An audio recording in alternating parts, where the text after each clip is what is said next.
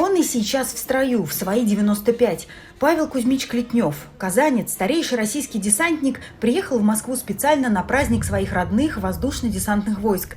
И, конечно, на возраст никаких поблажек, уверяет гвардеец-десантник. Никто, кроме нас. Ура! Программа праздника, а это 90-летие со дня создания ВДВ, в Москве отметили с размахом.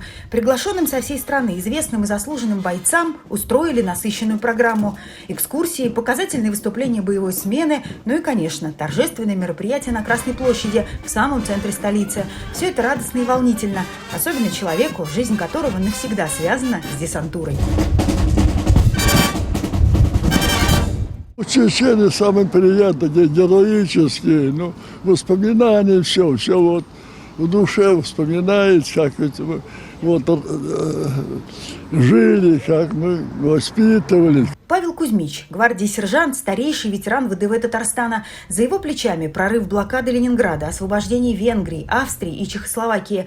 Десантник уверен, что настоящих воинов можно воспитать только личным примером, поэтому, всему вопреки, ежегодно совершает прыжки с парашютом. В прошлом году, в 2019 году, ко дню Дня Победы, мы в очередной раз совершили прыжок, тандем-прыжок с парашютом в городе Йошкар-Олла с Павлом Кузьмичем Клетневым. Это, я считаю, тоже пример, личный пример, который достоин подражания.